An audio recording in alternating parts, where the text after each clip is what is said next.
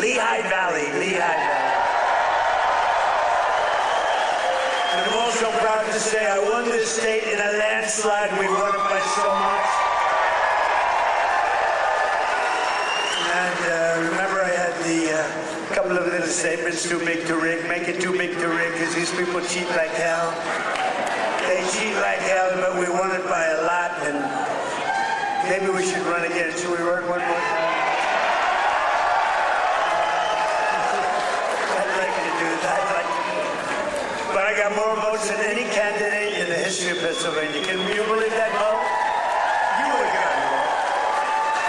And today I'm especially honored to be here in the place that builds some of the toughest vehicles on the road, Mack Trucks. Mack Trucks is doing a great job.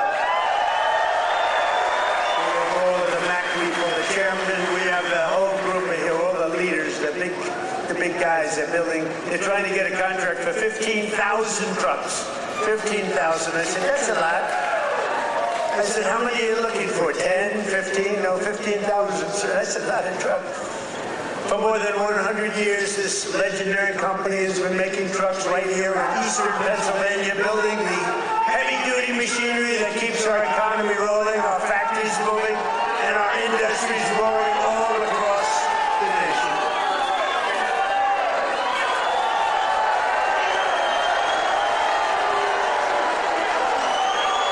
And you are the men and women who put your pride and spirit into those beautiful words, stamped on every Mack truck that said, made in the USA. It's made in the USA. And I want to especially thank the president of Mack Trucks, Stephen Roy, who I just met, who's a great guy, a great patriot, very Republican too, which I like. He's a very strong Republican. Stephen, where are you, Stephen? Stephen. We got to get a certain very talented congressman reelected. You know that. We got to get him. Where are you? Where are you, Mr. Congressman? We got to get you back in. Thank you, and thank you, Stephen. But a very special thanks to every single worker at this fantastic factory. The job you're doing here is incredible. And I know you're applying for a big one, and we'll see how that goes. We'll have to call up some people and see if it's good. If your price is right, is your price right, Stephen? I don't know. Maybe we'll get it down a little bit. We'll get it down. 15,000 trucks. That's a lot of trucks. But that's what this is all about. It's greatness. You built this country, and you are the ones who are making America great again. We're the hottest country in the world. For decades. For decades, the workers of this Commonwealth watched globalist politicians let other countries rip you off and close your factories, rob your jobs, take them away to foreign lands. And then I came along. We stopped it very quickly. Then we had a rigged election. But they were so stupid they kept everything going a little bit for us. And what we've done in the last year and a half, nobody's ever seen anything like it. They put America first, they put China first, they put illegal aliens first, and everybody else first, but we put you first by a lot. But at long last, you finally have a president who is putting workers first, putting Pennsylvania first, and putting America first. We're doing that, and we're doing that like nobody's ever seen before. And starting on my first day back in office, and this goes all the way back to 2016 too, but right from a year and a half ago, nobody's ever seen anything like this. We're the hottest country anywhere in the world by a lot. But I stood up to the trade cheaters and abusers and violators of the world like no president has ever stood up before. And now I'm standing up again because Iran cannot have a nuclear weapon, if that's okay. And we're doing quite well. I placed 50% tariffs on foreign copper, aluminum, and steel so they couldn't come in and steal your jobs. And sometimes even more than 100% tariffs. They weren't going to come in from foreign lands and steal your jobs. If they wanted to come in, they pay 100%, they pay 200%, they pay I don't care what it is. They're not going to steal your jobs, okay? And they stop.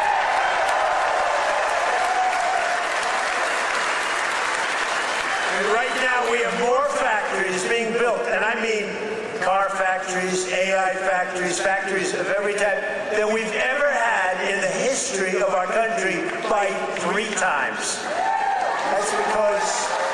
That's because they didn't want to pay the tariff. How don't you pay a tariff? You build your factory here and you hire American workers. It's quite simple, actually. But as you know, I placed a 25% tariff on foreign automobiles, and very importantly, I posed a 25% tariff on medium and heavy-duty trucks so that Mack Truck could do very well with this factory in Pennsylvania. But all American roads will be filled with American trucks very shortly. Very few people are able to compete with us anymore. They used to rip us off. It was like we were a bunch of babies. American labor worked with us, too. I just met the head of your unions, and they've been terrific. They work with us, and they're fair. They treated us good. Maybe we can negotiate a little bit tougher. Where the hell are the union guys? Those guys are great. They're great. There they are. I want to just say hello. We gotta make sure you vote for our congressman here. I'm not doing this for my help. Music.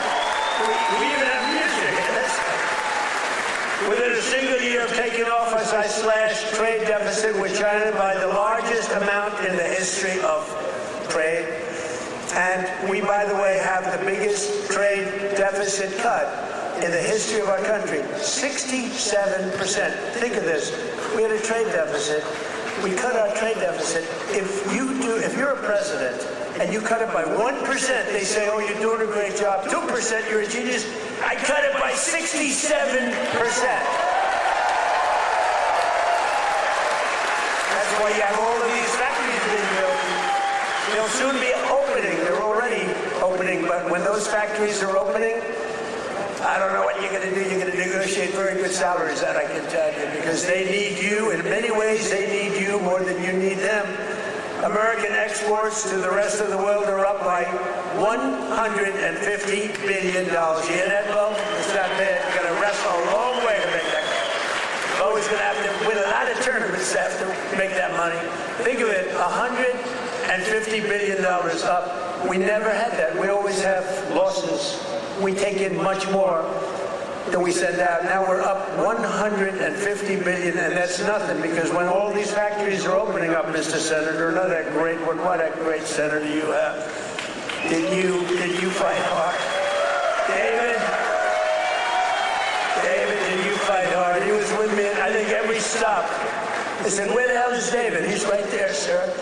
And he's working hard, and he's a great guy, and he's working very hard for you. But a short time ago, we were a dead country. We were laughed at all over the world. We were a dead country. People were laughing. They were saying, what the hell happened to that country? The king of Saudi Arabia said it 2 years ago. I was over there.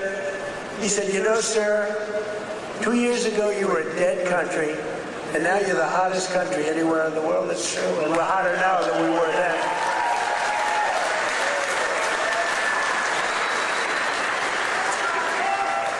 He then proceeded to announce that he's investing $2 trillion in our country, along with Qatar, along with UAE. Bahrain is investing, Kuwait's investing, but countries from all over the world, they're all investing in the United States. 2 years ago, they wouldn't even think of it. They thought we were finished. When I went to China 2 weeks ago, I met with President Xi, and we greeted each other, and he looked at me and said, man, do you move fast. Because they thought they had us, but now it's really the opposite. We are doing numbers that nobody's ever seen before. We have a great leader. But as you know, we just achieved a historic peace agreement with Iran to end the conflict in the Strait of Hormuz. And by the way, yesterday, 19 million barrels of oil flowed out of the Strait of Hormuz. A real beautiful.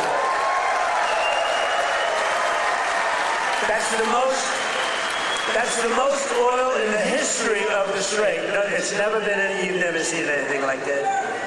It's called an oil gusher. And most importantly, we are ensuring one thing very importantly, because this is why I did it. I did it for this reason, 99% for this. Iran will never have a nuclear weapon. And they've agreed to that. But remember, the this wasn't easy. We had 47 years worth of presidents and other people, other countries too. We're not the only one that never did anything.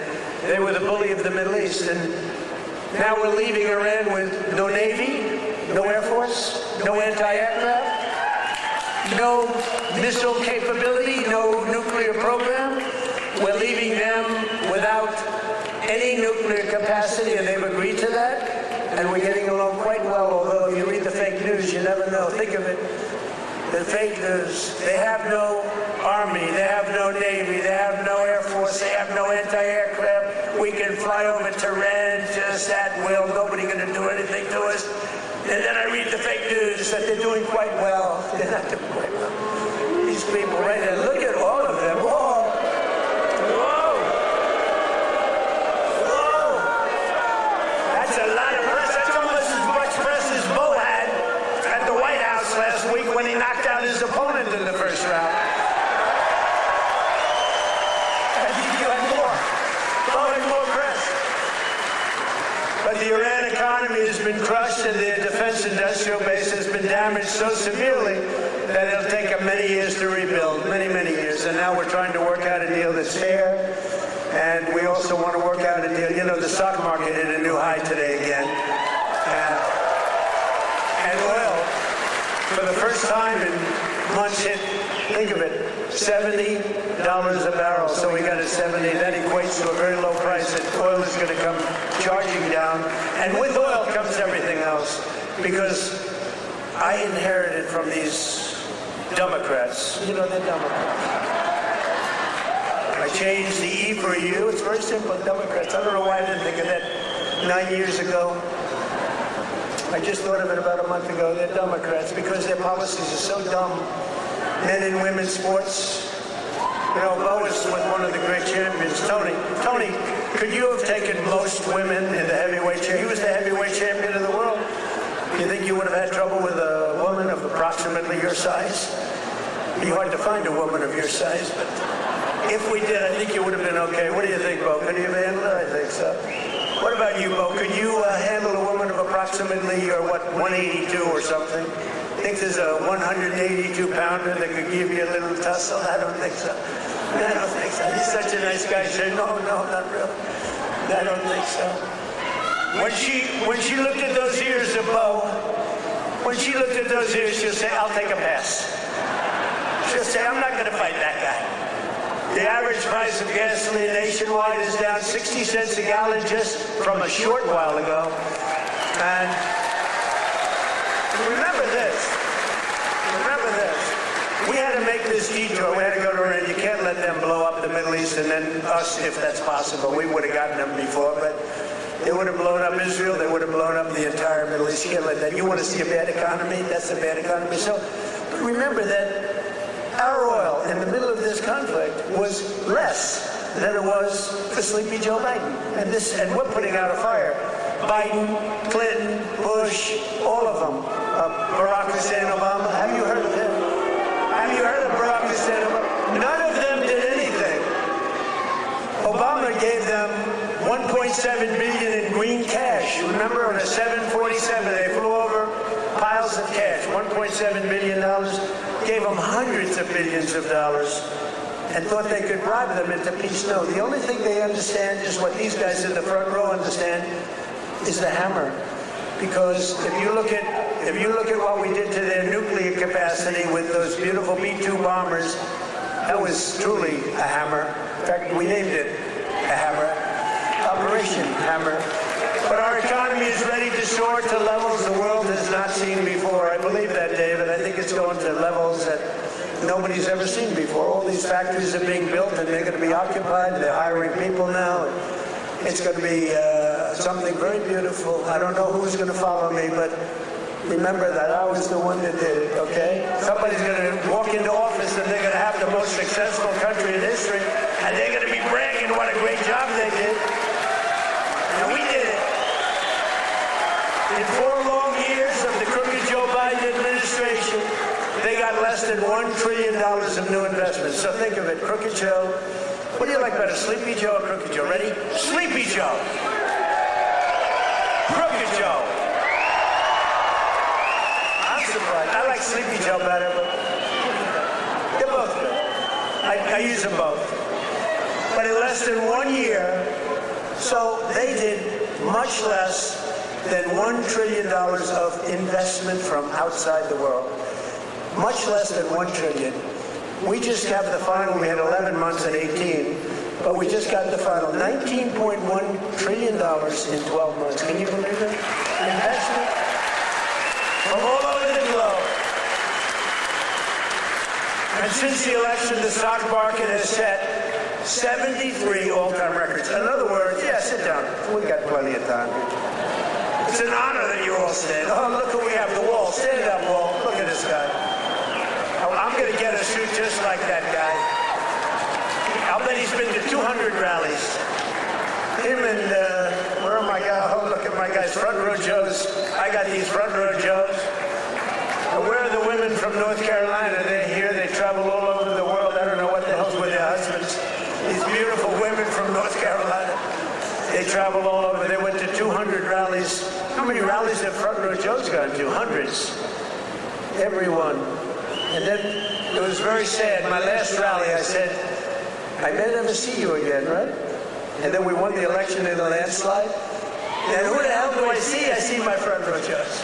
So I'm happy about it. Thank you. What a group. We had some group with me all over the place.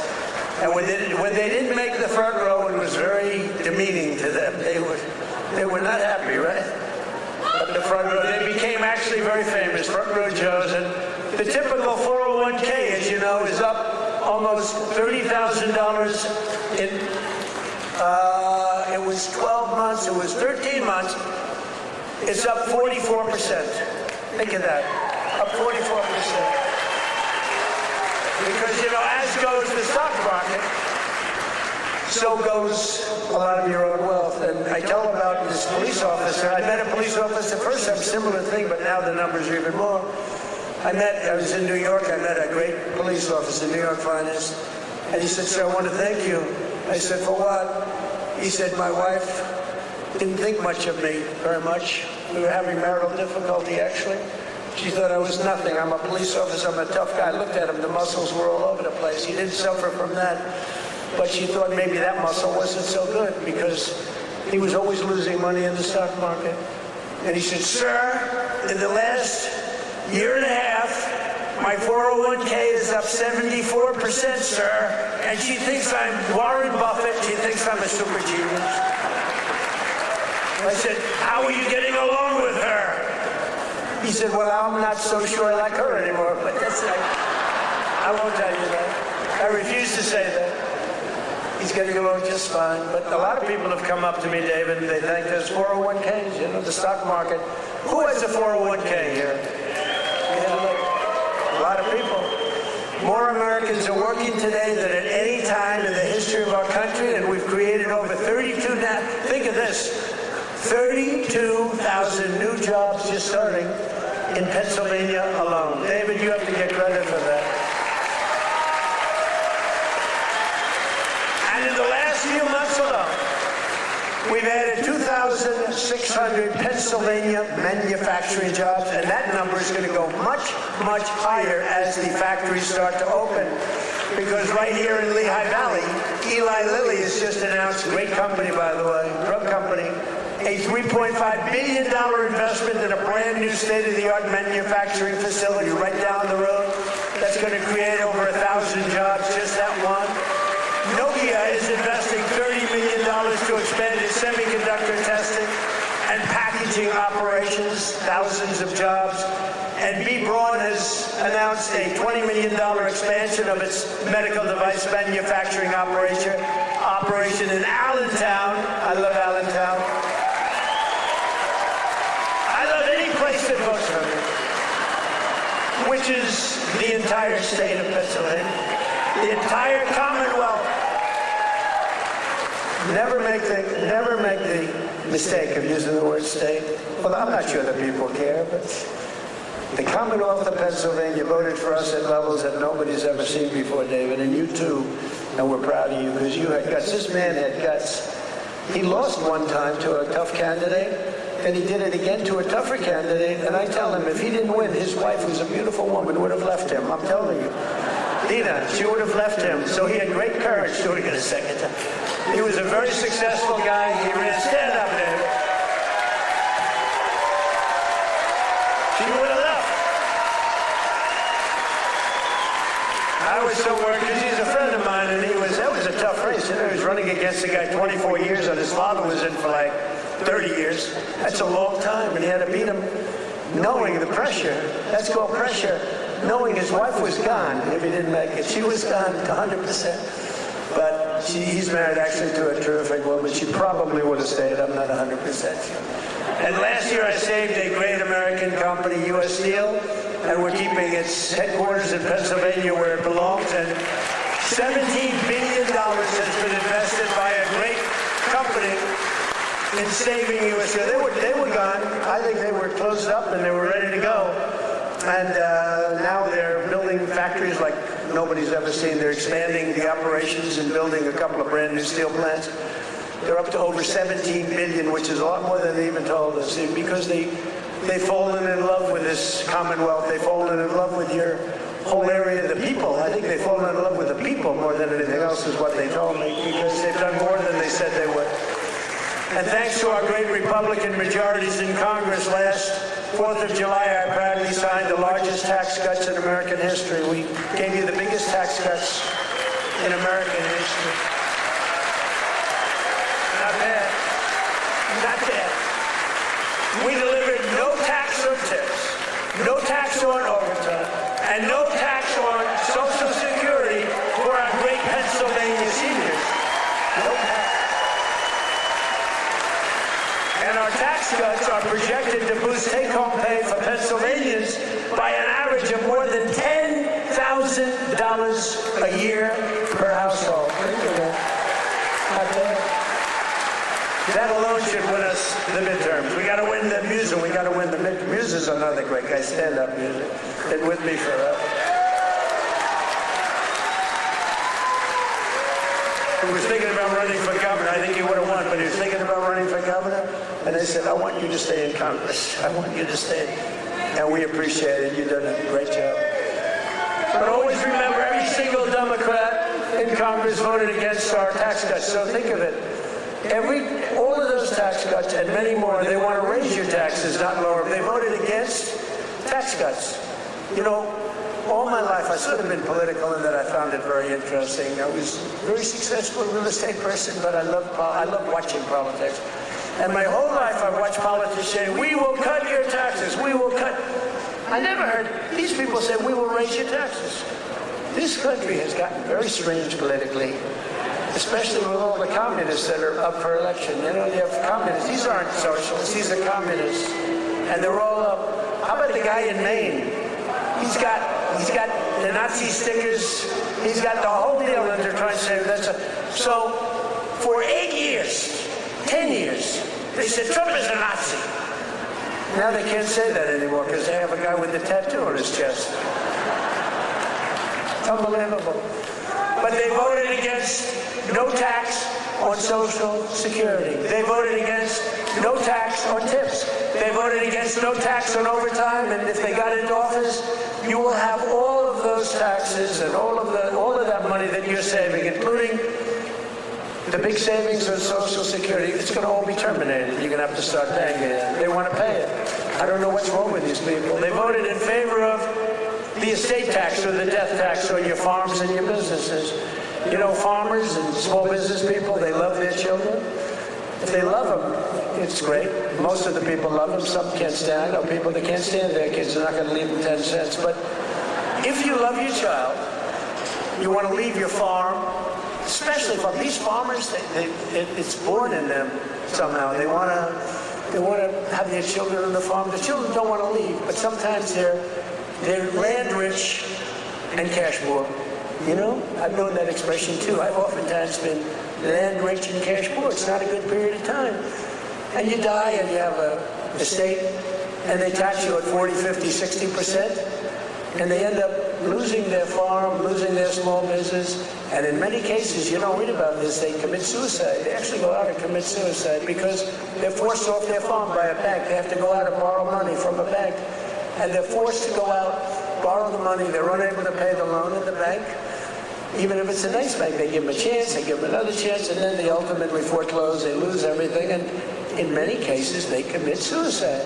And I said, we're not going to have that crap go on. So you have no estate tax to pay on your small farm, small business, on your farms, your businesses. And you can, if you love your children, you can leave your farm or your small business to your child, and they're not going to lose it. If you don't love your children, then don't listen to what I'm saying, because it doesn't matter. If you don't like them, don't leave them anything. The hell with them. They probably deserve it. But think of it, the Democrats voted against the border wall. The border wall gave us the safest border. We have the safest border now in the history of the country. They voted against voter ID. You know why they voted against voter ID? Because they want to cheat. There's only one reason, Mr. Wall, right? Correct. Where do I get that suit? One day, I don't know if it's very presidential. I'm going to walk up in a suit with the design of the wall on it. I don't know. What do you think? I already have I have a very elegant wife, and she says, darling, please, don't dance. It's not presidential. I said, but the people love it when I dance. And she said, please, the men and women's sports, please don't do the weightlifting thing. And don't do the swimming thing. You know, the weightlifter where he goes up. The record stood for years and years. And this young lady, she's trying out for the Olympics, and she's going to do it. And the record stood for 19 years, and they put an 1/8 of an ounce on one side, an 1/8 of an ounce on the other. They have to understand, Melania, who's now a movie star, she got the #1. Can you believe she hit big with the ball? That's not good. There can only be one star in a family, please remember that. But they put a little 1/8, like a feather on one side, a little bit, just to break the record. The parents are sitting right there where Big Bo is. He's a nasty guy, that punch he threw. Gotta be very nice to Bo. Gotta be very nice. Gotta make sure he's never angry at me. But she said her parents are right there in the front, and they're so proud. The father's not so proud because he knows she's not going to do it. Because she's a woman. That's a lot of weight. The mother, though, is screaming, darling, I love you. Do it. And she gets over the weights, and she stays. And then she gets him, and she gets him. And the mother's screaming, darling, I love you, darling. And the father's looking, saying she has no chance. And she's like this, you see it? Drops him. And she's like devastated for the rest of her life. And then a guy comes along who transitioned. That's the term. I've gotten very good at that term. I used to take a lot of heat for my definition of the movement over. But he transitioned. He was a poor, very poor, bottom of the line, male weightlifter. But now he's a female weightlifter. And he looked at the amount. I think it was like 210 pounds or something like that. Well, that's a lot for a woman, but not that much for a man. You could do it with one hand. And he goes, looks down at the weight.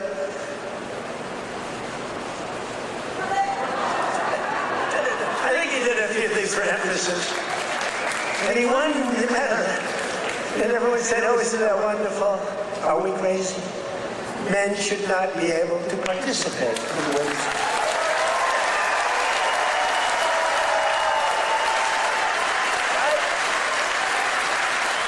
That's the 99%. You ever hear the fake news? They say, that's an 80-20 issue. No, it's not. It's 99-1. You know, I've been doing politics now for 10 years. Not that long, considering I've won 3 elections. You know, it's really not. But we did great in the second one. It was a rigged deal. But pretty short. But with all of that, and all of the time I spent speaking to people, they say, sir, could you cut taxes on this? Could you get me a tax deduction on a car loan? I did that. By the way, I did that. If you borrow money to buy a car, you get it. All these things. They asked me for hundreds of things. Not once did anyone ever come up to me and say, sir, please, this is so vital.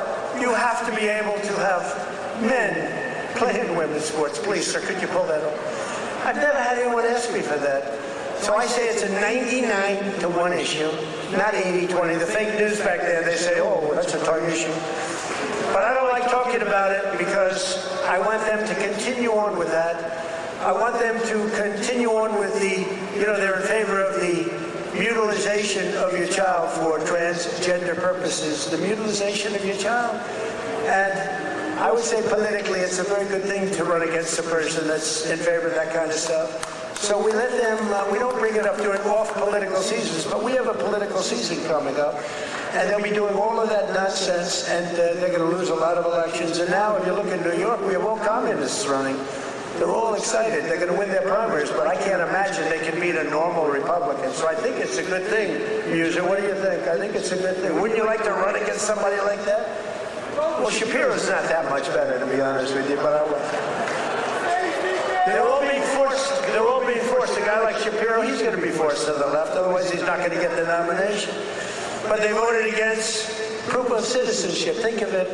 We'd like to have proof of citizenship. You walk into the voting booth. Would it be okay, sir, if I looked at you and said, how dare you ask me for my citizenship? You know, in California, if you ask that question to a voter, you are criminally liable. In other words, they can put you in jail. If you say, sir, do you have proof of citizenship? They put you in jail if they ask that question. You're not allowed to ask that. Did you know that? It's the craziest thing I've ever seen going on. Hey, did they screw the kid, Pratt? Boy, he's leading, and all of a sudden he's lost. And it was sort of interesting. The election, you ever see an election where they're 2.5 weeks in? An election that takes weeks to count the votes? But after the evening, it looked like he was going to win, or certainly be in the runoff. And then I started hearing rumors as the days went by, days and days went by, that Pratt is fading. He's fading. I said, they rigged the election. And then lo and behold, he didn't qualify, even though he was so far up in the third place person that it was almost impossible, and he didn't qualify. And then it started happening with the next candidate, Steve Hilton, who's running for governor. He was up in front, just about leading, no problem. And all of a sudden, about 4 or 5 days after, this is after the election's over, they said, Steve Hilton is starting to lose votes. I said, here we go again. And I called up the U.S. Attorney in California. They said, we're going to have a number in the next week. Next week. I called up the very powerful, very good U.S. Attorney in California, and I said, do me a favor. Take a look. They're trying to steal that election, too. I guess they called up. They said, this is the U.S. Attorney call. We have your great U.S. Attorney here today, by the way, and your assistant U.S. Attorney. They're doing great, David. Thank you. So over the next week, he was definitely going to lose, but the U.S. Attorney called. We want to check your votes. About an hour after the call, ladies and gentlemen, Mr. Hilton has won. So had I not made that call, Steve Hilton would right now be watching the election from home. So I don't know, he would have a great chance, but the election's totally rigged. California's totally rigged. All mail-in ballots, it's a disgrace. We got to pass the Save America Act, okay?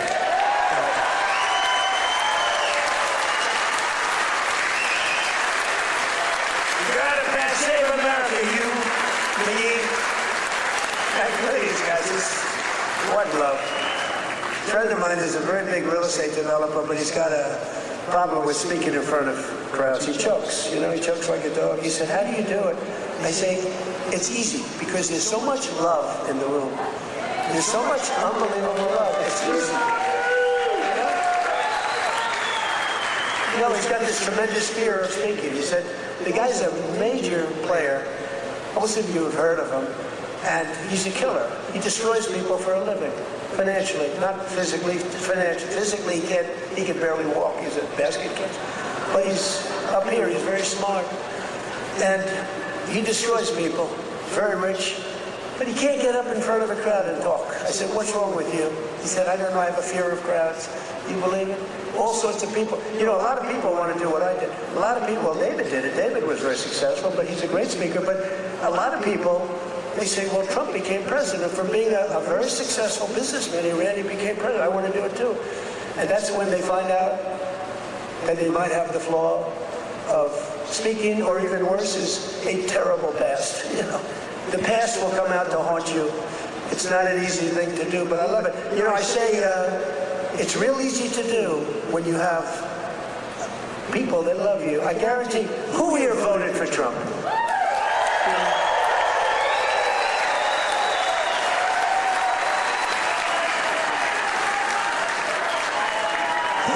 Who didn't? What? This is dangerous, so don't raise your hand. Think you're going to be cute, because you might be a big problem, and they'll blame me for causing problems. Who did not vote for Trump? Young man, he wants to be. He's a young man. He thinks he's being cute. As he gets pounded on. No, he just said, no, I did. I was the first. He said I'm the first elect. But the Democrats voted in favor of Iran having a nuclear weapon, and they voted against military spending. But I overrode that. Let me tell you, if the Democrats get in, your 15,000 trucks that Mr. Roy is looking to get are dead. They're not going to have 15,000. They're not going to have 15 trucks. They'll be back to the number I originally guessed, right? How many are you making? 15? 15,000 trucks will be down to nothing, zero. And they'll make you put electric on it, you know, electric, so that when you're in the middle of a jungle someplace and you need a charge, where's my charging booth?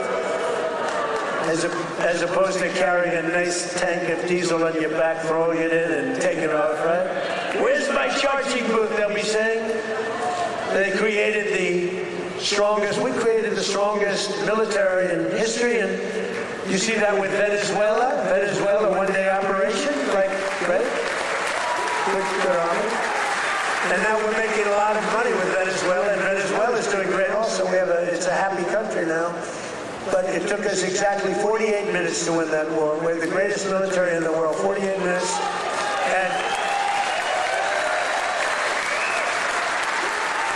And we paid for the cost of the war, wait till you hear this, 28 times already. More, but 28 times. So the cost of the war, we've already, because we brought millions of barrels of oil out, and we're getting along great. The people running it, they're our people, they're great people. And the people are happy in the country. They have smiles. They were miserable. They were starving.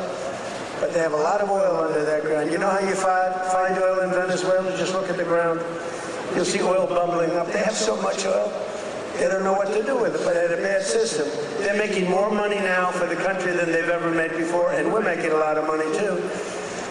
But also Iran, we knocked them out. 1 week it was essentially militarily over. Much bigger country, 91 million people. And much different ideology. The ideology of the Muslims is slightly different than the ideology of the Catholics. We have the Catholics and the Muslims, slightly different.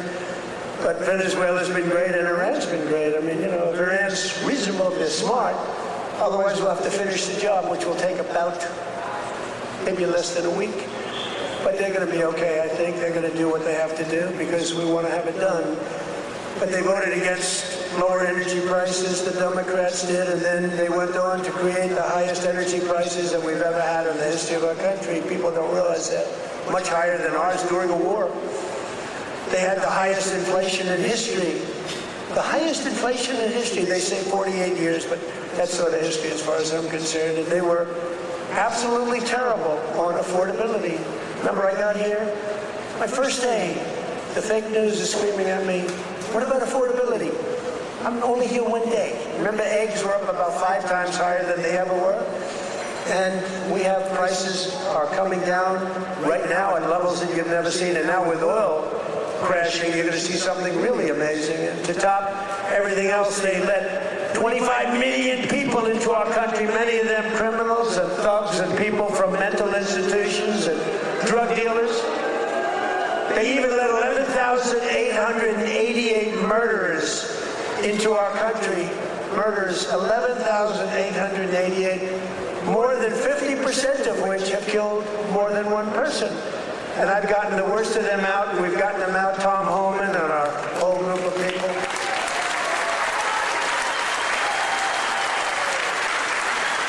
But the Democrats want open borders, and they want them all to come back in. You can imagine that. The people of this Commonwealth We'll never let that happen again. What they allowed to happen to our country, we can never allow to happen again.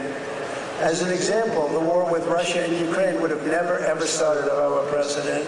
We can never let elections get rigged again.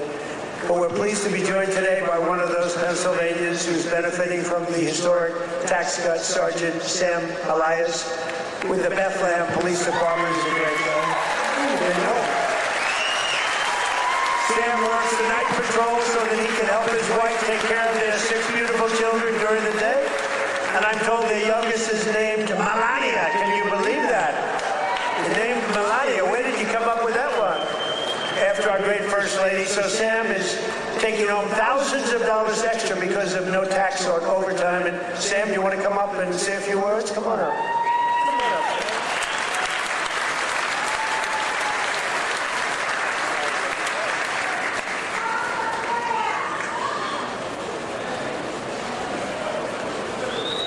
Thank you. Good afternoon, everyone.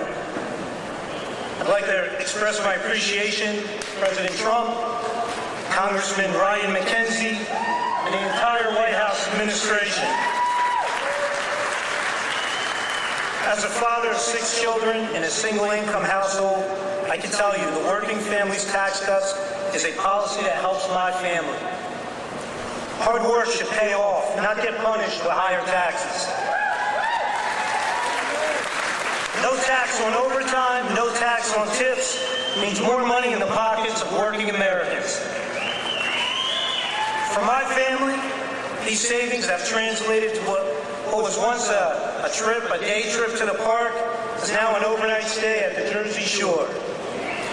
Bigger tax returns have allowed Americans to create new family memories and save for future projects. As the President said, I also work night shift as a police sergeant in the fine city of Bethlehem.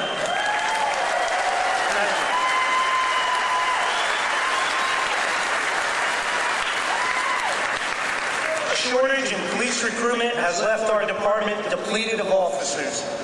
Our officers get called out for overtime to cover these shortages. Some pay periods, officers are working over 40 hours of overtime. That's why I'm grateful for no tax on overtime. Thank you, Mr. President.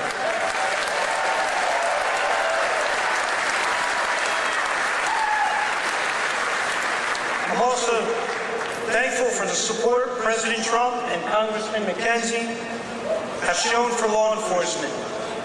You understand that communities thrive when we invest in public safety.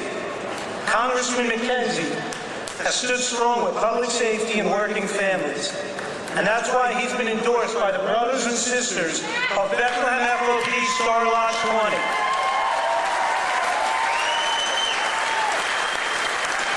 Congressman McKenzie has been on the front lines in supporting public safety. He secured $700,000 for the Bethlehem Police Department for much-needed technology and equipment upgrades at our police department, along with bringing home $1.6 million in funding for volunteer firehouses and infrastructure. Thank you, Congressman.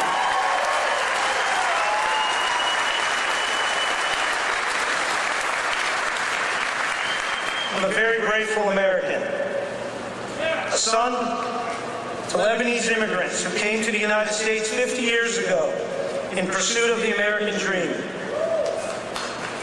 My 80-year-old father is here with me today.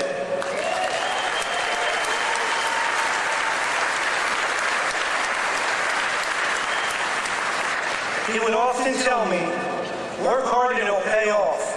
Well, 50 years later, thanks to President Trump and Congressman McKenzie, my father's dream has come true. I thank you for that.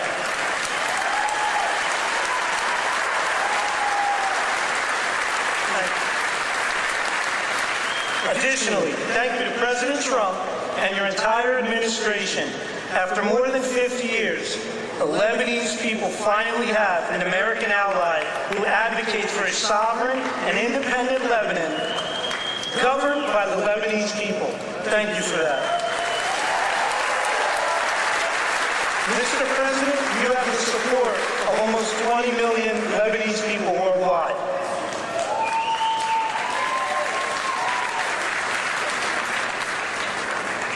Leadership is more than a title, it's action.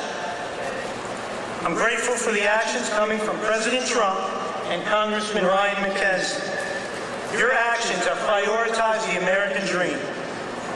Less taxes, safer communities, and America First policies. I thank you, President Trump. Happy belated birthday, and happy birthday to the United States of America. Thank you, and God bless.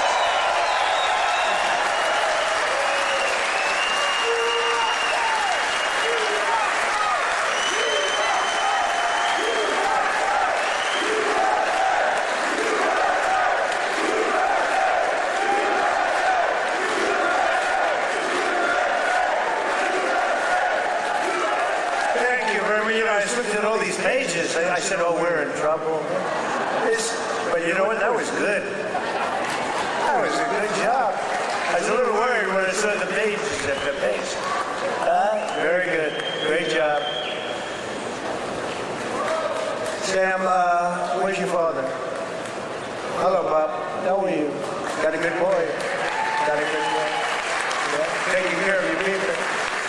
So our administration is also delivering one historic win after another for another group that works a lot of overtime, and that's our great auto workers. We have a lot of auto workers in here today. And just as I promised the UAW workers, and we did great with them, you know, Republicans, I don't know, for whatever reason, they don't do like I do.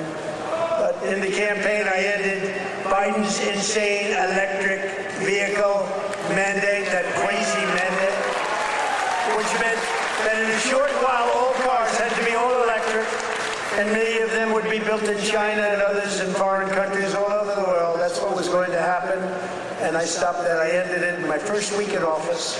I ran on it. And you know what? If you like electric cars, I think that's great. I wouldn't say Elon was thrilled with what I did, but he understood that. But if you like electric cars, I think it's great, but you have to have the right to buy a regular, I mean, we have more gasoline than any country anywhere in the world. If you want to have gas, if you want to have a hybrid, you can have whatever the hell you want, including electric. But I terminated Biden's disastrous fuel emission standards that would have crushed Mack Trucks. Mr. Roy, your company would be crushed if I didn't do that. You wouldn't be bidding on anything, neither would anybody else. It was the most insane environmental regulations ever conceived of by man. It was totally unreasonable and ridiculous. And you can sell trucks for much less money that are now much better trucks that work, that actually work. And we made interest on auto loans, fully tax deductible, but only if you buy a car that is made in the USA. Otherwise, we're not interested.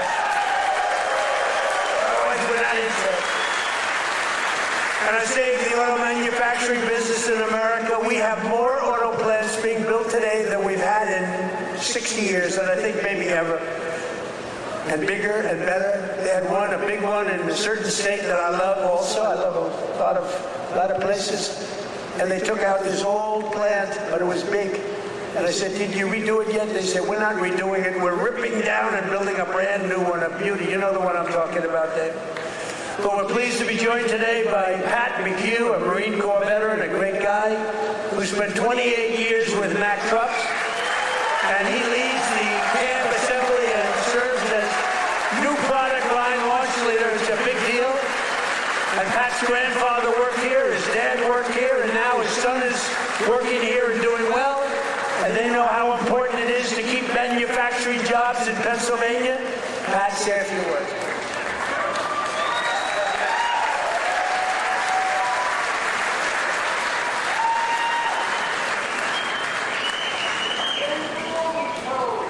Wow.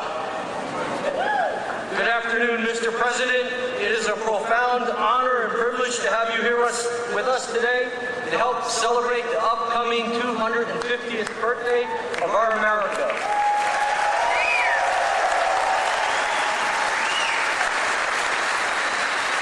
And most recently, our 125th anniversary of building Mack Trucks.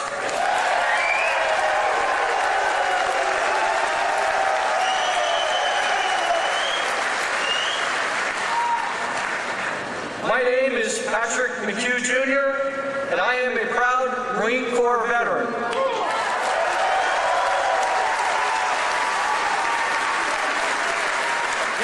addition to that, though, I am an even prouder Mack Truck employee.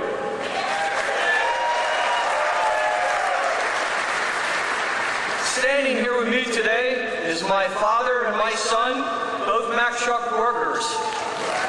Together, they have a combined 78 years working experience building the greatest trucks on earth.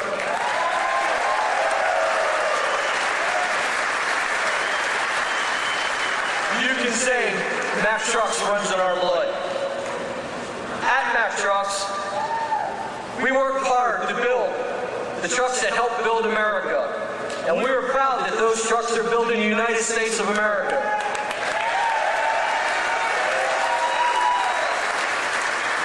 Along with our UAW colleagues, we're open for business and we're producing the best quality trucks we ever have. On behalf of our entire team, we warmly welcome you to our plant, Mr. President, home of the finest trucks in America, built by the most skilled and dedicated workforce in the trucking industry.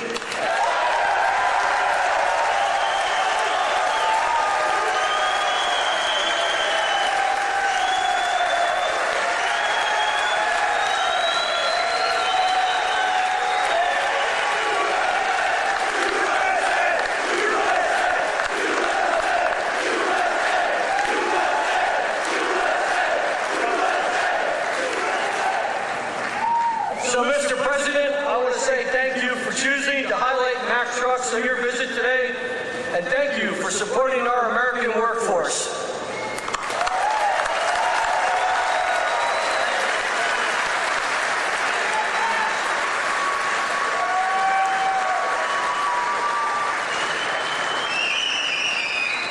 Well, thank you, Pat. That's a good family. That's a great family. They're proud of your company. I want to also thank two people, very special people, because I know them and I know what they do, and it's not easy, but they've done a great job. David Durgan and Timothy Herzog of the UAW committee. Where are you guys? Thank you.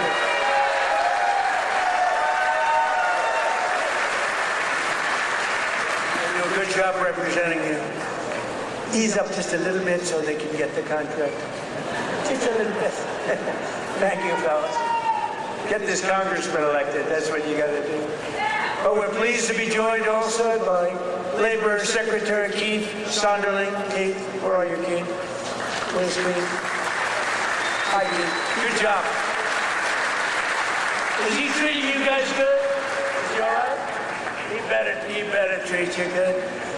A very special guy, somebody that everybody wanted. I have to tell you, everybody wanted him. He's some person who was actually an astronaut. He went out, he made a lot of money because he's smart, and he's now the NASA administrator. You saw that rocket 2 months ago up and go around the moon in record levels, the furthest any ship has ever flown, and come back, and he's working very heavily on the moon, but what he's done with NASA is amazing. And he's a very special person and a brilliant one, Jared Isaacman. Jared, thank you.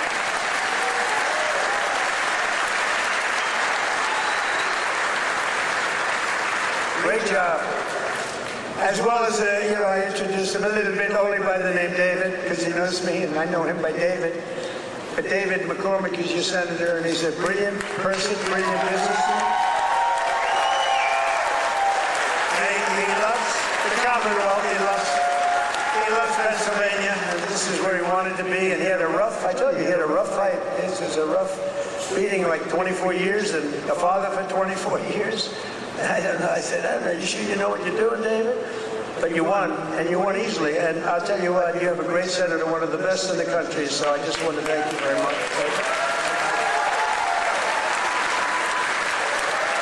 And 4 warriors for Pennsylvania in Congress. These are warriors.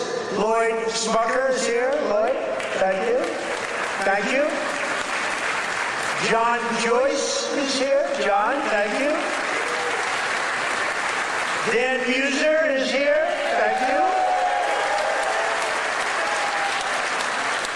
And these guys are all in good shape, but we got to get Ryan McKenzie elected. We got to get Ryan. I'm not here for them, I'm here for him.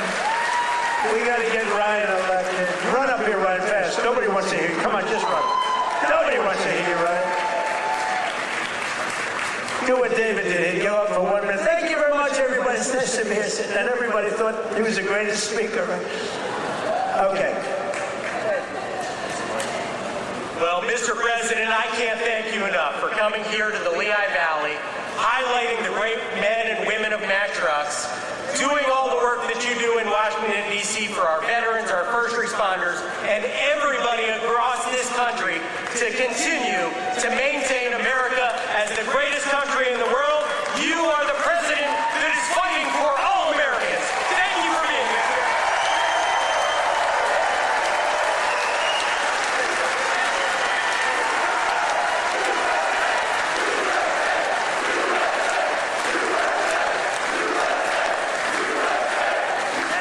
Wow, that's great. He learned something from you, David. That's great.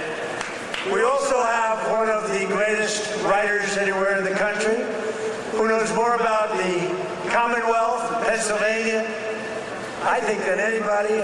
She's a terrific person. Right from the beginning, she said Trump is going to win, therefore I like her. She said Trump is going to win in 2015. In fact, she wrote an article in 2014. She said this guy Trump should run. I hadn't thought too much about it. I was having a lot of fun putting up buildings. But she was very early on, and I don't think there's anybody that knows more about it. They used to call it the Rust Belt. I call it the Money Belt now. It's gone from the Rust Belt to the Money Belt. Either one is okay, but there's nobody that knows more about it than Selena Zito. She's fantastic. Where are you, Selena? Where are you, Selena, with your beautiful daughter? Thank you, Selena. Selena's an incredible woman, and her daughter is following in her footsteps. She's just been so good. Very powerful writer, actually. Some of the biggest papers in the world. It's nice to have good stories on occasion, truthful stories. Thanks as well to the president of the NRA who's here with me, Bill Bockenberg. Bill?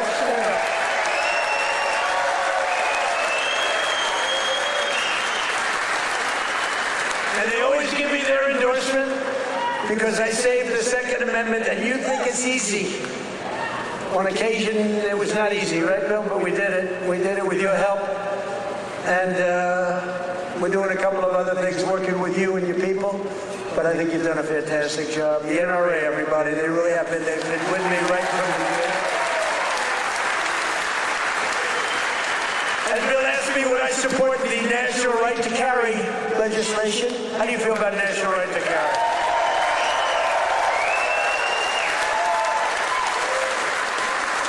That's my free poll. You know what that is? That's a free poll. I don't have to pay $300,000 to somebody that doesn't even do polling, you know? You give your phony numbers. See, those are real numbers. National right to carry. Yeah, we're working on it.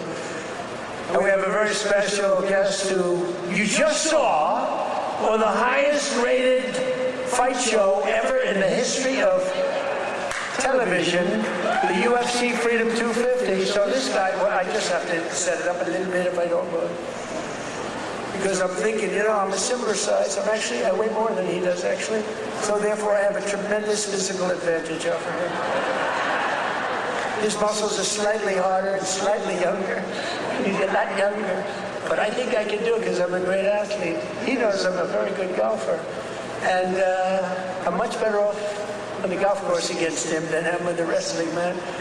But he went virtually undefeated. I mean, he went 4 years. He was the top wrestler. His friend, Tony, who's another champion, I'll introduce you to, Tony. But these two guys were on the Penn State team, and Bo Nickel, but, I mean, you couldn't defeat the guy. And then, he had every battle. I guess he was a 3 or 4 time All-American. But then he turned pro and he went to the UFC. Did you find them tougher? What? Yes, a little different. You know, a little different. But he's won just about everything. But he had a big fight last week with a lot of pressure, with the White House in the background. And he's a guy that I like. I met him a while ago. I looked at the ears. I said, man, this guy's a fighter.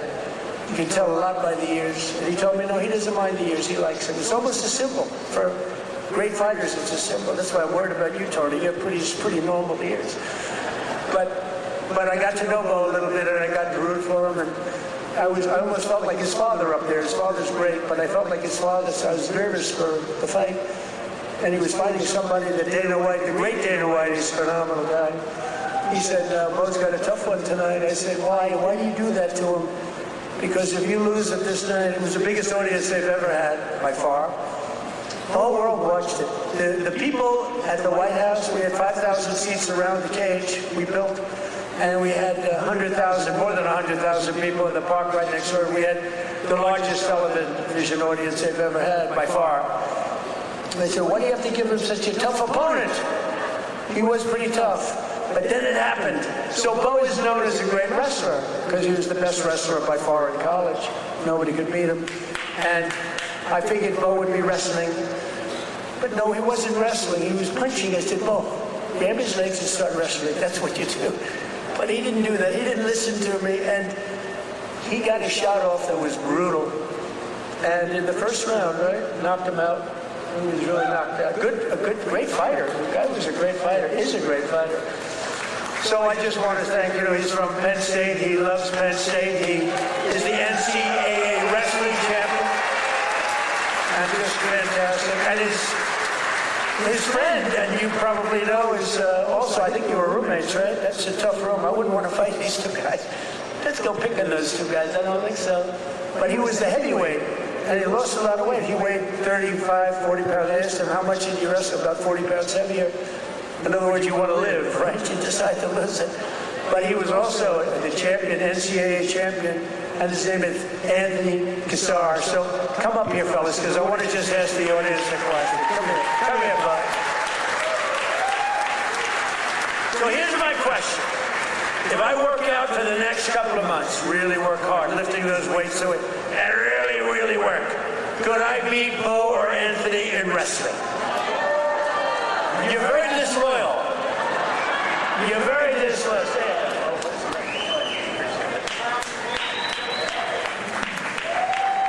Wow, what an honor to be here. I think walking up here, I was almost as nervous as the fight, but it feels like a fight. Yeah, it feels like it, but this is exciting. I'm grateful to be here with everybody. So grateful to President Trump for making an event that, in my mind, never seemed possible to happen. UFC Freedom 250 on the White House lawn. Unbelievable. I don't think there are too many presidents that have the courage to do something like that, and, just so unbelievable. For me, both my parents were high school teachers. My dad was a wrestling coach. My grandpa was a wrestling coach. And I grew up around sports and just competing from 5 years old. And so to be able to do something like that is a dream come true. And it's just through hard work, effort, discipline, and a lot of time in the wrestling room, a lot of time in the cage that I was able to do that, and that's really because America is the land of opportunity, and if you set your mind to something and you feel passionate about what you do, you can accomplish anything, and thank you. I don't want to take too much time, but I want to tell a quick story about the first time I met President Trump. It was in 2019 at the White House, and our team and I won the Nationals, the NCAAs, and at Penn State, we are. And we were given the opportunity to meet President Trump, and it was really special because he took a lot of extra time to talk with us as wrestlers. I think he respected the wrestlers a lot, and I told him that when I'm done wrestling, I was going to fight, and he asked me if I needed a manager. And I thought that he has better things to do than that. But really since then, I feel like we've had a special connection that I'm extremely grateful for. And fast forward 7 years, I'm fighting on the White House lawn, and I turn and look at my corner, and President Trump is right next to him.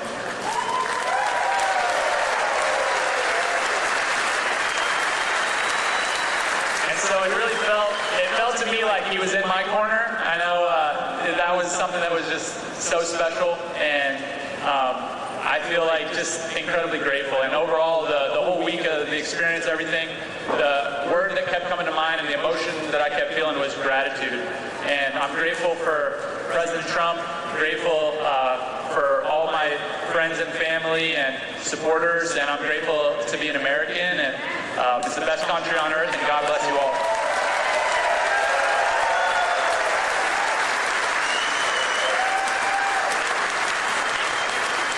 How's everybody doing? This is an awesome crowd. I'll keep this really short. It's just an honor to be here. Bo and I have been roommates since our freshman year at Penn State, and never could imagine this, but it's an honor to support Mr. President, this great nation, and the American workers that build the foundation of the United States of America. So as a small business owner, real estate investor, I just want to thank President Trump for the big, beautiful bill, all he's done for small business owners. And most importantly, I pray that God will continue to bless him and guide him to lead this great nation, and God bless all of us. Thank you.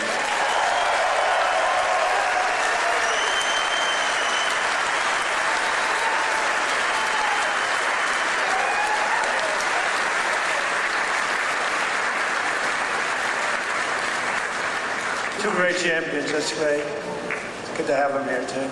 We have a lot of champions in the audience. These are two very special people. When you do that, I was saying to myself, you know, going into that ring and you got all these people, we had the richest and the biggest politicians, we had the biggest of everything. You couldn't get a ticket. The tickets were selling for some crazy numbers, I heard. We gave them away to everybody, but somehow some got out. And I was saying that's a tremendous amount of pressure, and you're fighting the toughest people on earth. I mean, these are the strongest, toughest men on earth. No women in the crowd, but which is nice. But these are the toughest men on earth, and it's tremendous pressure. And you know, the muscles, you got the muscles, you guys, you got the big strong muscles, but you got this muscle too, because it takes much more than just the normal muscle to win those matches. I mean, the strategy and the genius that goes in. It is a genius. A lot of people wouldn't understand that. But there's a genius. There's a genius in sports. But there's a great amount of courage and power that you have that a lot of other people don't have. So congratulations. Really, great job. Great job. Good job, you. In everything we do, we're once again fighting for the people of Pennsylvania, and that includes our amazing Pennsylvania oil and gas workers. And I ended last administration's war on Pennsylvania energy, and I signed an order to drill, baby, drill. That's what we did. Did I end it? And you helped. The United States is now the #1 producer of oil and gas on earth, larger than Russia and Saudi Arabia combined by a lot. Look at that. Who would have thought that? We were in 4th place. Now we're larger than, and that doesn't include Venezuela. Include Venezuela once, because it's essentially should be included. I also ended the war on clean, beautiful Pennsylvania coal. In fact, in my administration, you're not, because you know coal was dead. China uses it, other countries, very successful countries use it. The unsuccessful countries use wind, and those beautiful windmills that blow round and round and don't do anything except cost you money. Every time it goes around, you lose $10. You're supposed to make money with energy, not lose money. No, wind is every country that's using wind is a disaster. Every country that's using our beautiful substances from underground are doing very nicely, thank you. But in my administration, you're not allowed to say the word coal without preceding that word with the words clean, beautiful. So you say clean, beautiful coal. And I have Secretary of the Interior, Doug Burgum, who's fantastic, and Chris Wright. And they made a speech about coal, and they mentioned coal like 50 times in the speech. It's all about coal. And they kept saying, clean, beautiful coal, clean, beautiful coal. I said, no, it's enough. It's enough. But we're not allowed to use the word coal without saying, because what they can do with coal today is amazing. It is clean, it is beautiful, they can clean it.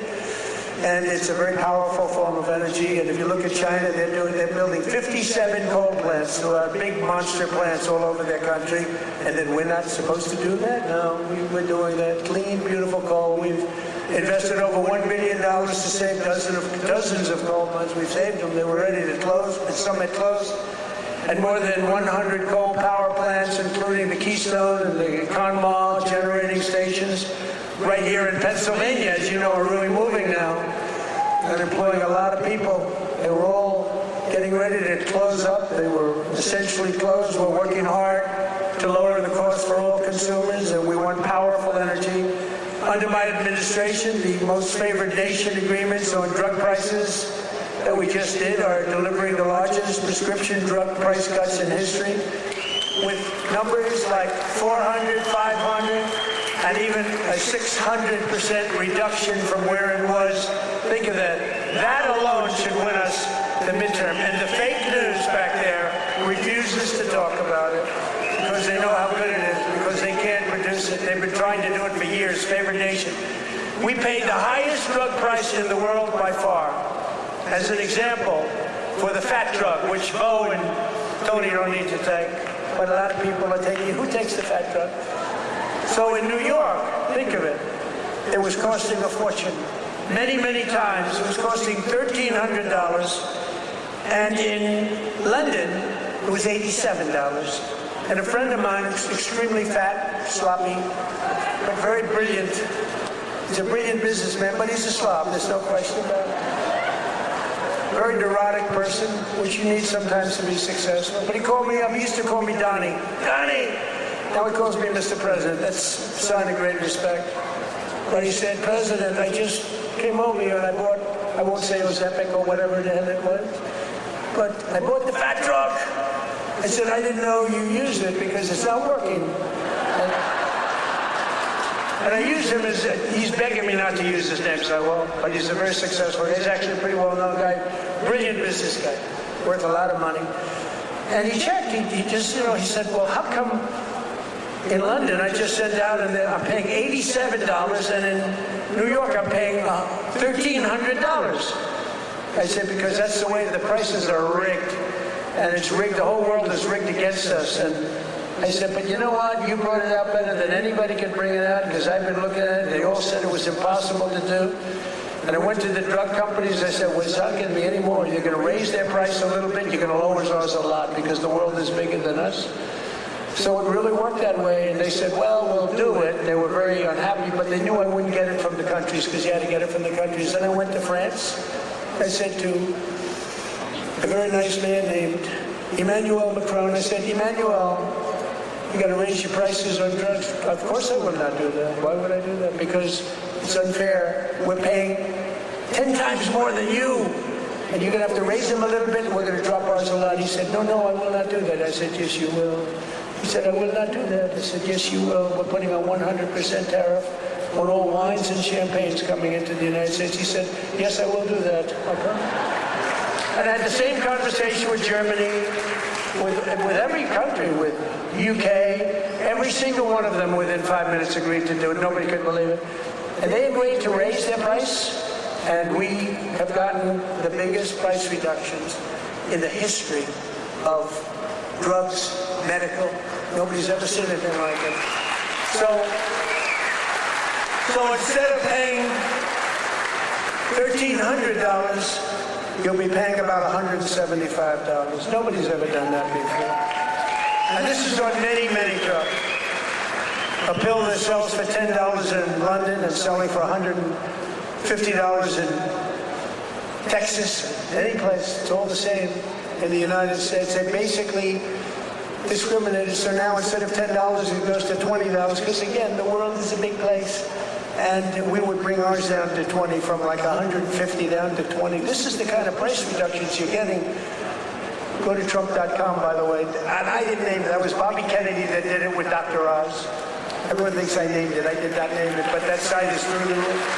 And these are the biggest price reductions in the history of our country for anything having to do with drugs, prescription medicine. So that alone should win the midterms. And there's a real chance that they would end it, because they're totally controlled by these foreign countries, the Democrats. So starting next week, weight loss drugs will be available for just $50. Think of that. For seniors who previously had to pay $1,200, $1,300, $1,400, couldn't pay it. Think of that. Now, they don't want to write. Look, they turn the cameras off when I talk about it because they don't want good stuff for us, because they don't want us to win elections. And why, I don't know.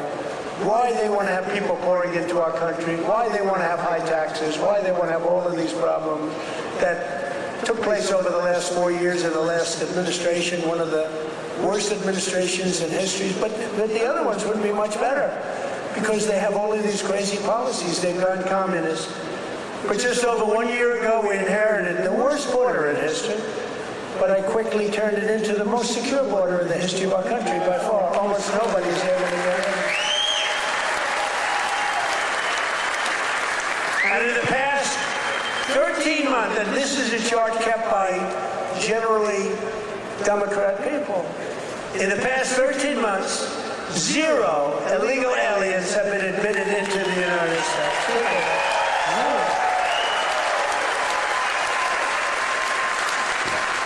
And even I find that hard, but it's 0. I mean, they'd love to have it be high, but we can't do that. We have a country, and we're going to run it well. We don't want to have prisons released into our days. Some of these countries were emptying their prisons into the United States of America through the southern border. Prison population. Some of the countries had no prison population left. You know what that saves them? Some of them had no mental institutions. The mental institutions were taken.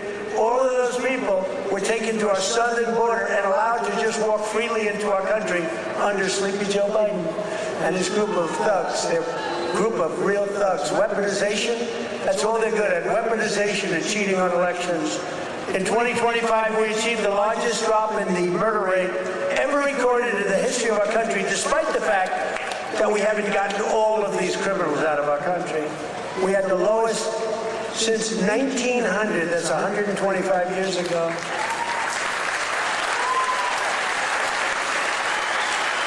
And we cut the flow of fentanyl across our border by 56%. That's a big number. And we cut the flow of illegal drugs coming in by water, coming in by ocean or sea. We cut it by 97%.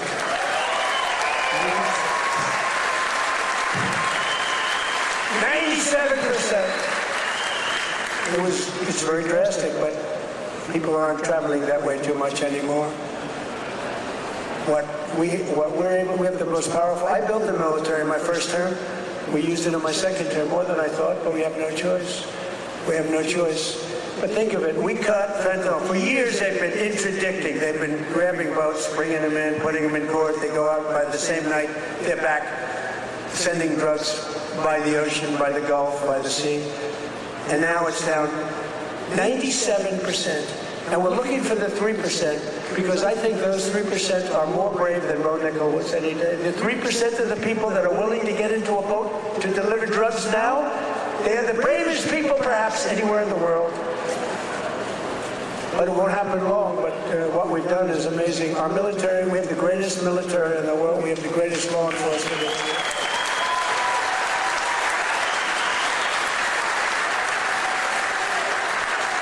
And we have the highest number of recruiting.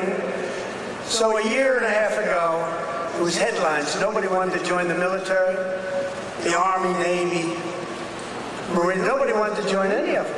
Air Force, Space Force, I love Space Force, Coast Guard. Nobody wanted to join any of the military. They had tremendous recruitment problems. And even it carried over to the police. They have great police here. The police and the fire departments. Nobody wanted to do anything with the name America, anything with the uniform. And today, we have the highest recruitment, the most successful recruitment. Every single slot is filled. And that includes, they want to be policemen, and they want to be firemen and women. So we went from the least successful in our history, David, to the most successful in the history in terms of recruitment. It was very embarrassing. A year and a half ago, 2 years ago, and it all happened from November 5th. That's when we won the election. From November 5th on, everybody wants to be a soldier. Everybody wants to be in the Army, the Navy, the Marine. They want to fly the jets in the Air Force. The Coast Guard is hot. Everything's hot. And of course, Air Force. You know, I started Air Force. That was a part of the Air Force. The Space Force was part of the Air Force. I said, no, it's got to be separate, got to do its own thing, and it's become. So we were in third place 4 or 5 years ago, and I put it in. We were losing to China and to Russia, and now we're totally ahead of both of them, like at numbers that they can't believe. Space Force could end up being one of your most important. To stop the massive theft of taxpayer dollars, including millions of illegals, we've launched the war on fraud led by our great Vice President, J.D. Vance. Great job. Smart guy. We ended Medicaid for legal immigrants, and we redirected $50 billion to make the largest investment in rural health in the history of our country, hospitals and everything else in the rural areas. And with the help of our Republican majorities in Congress, we will defend our jobs, our factories, our safety, and we will defend our borders like never before. We will crush violent crime, impose harsh new penalties on dangerous repeat offenders that shouldn't be in our country, crack down on Marxist prosecutors and judges, and we will immediately end the most dangerous thing that's ever been put into our country from the standpoint of law enforcement. Is called no cash bail. You kill someone, you go to the judge, they let you out, then you kill somebody in the afternoon. It's crazy. That was the beginning of crime. We will pass the great health care plan to stop all payments to big insurance companies and give the money directly to the people so they can buy their own health care, which will be much better care at a much lower cost. And we will pass the Save America Act to protect our sacred American elections.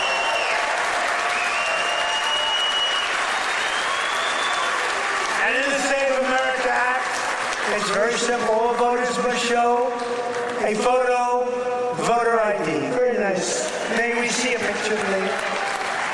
All voters must provide proof of citizenship. And there will be no mail-in ballots except for illness, disability, military deployment, or travel. And we will also, in that same bill, enshrine in permanent law no men in women's sports and no transgender surgery for our children. So together with the help of patriots throughout Pennsylvania and all across the land, we will make America powerful again. We will make America wealthy again. We will make America healthy again. All happening. All happening. We will make America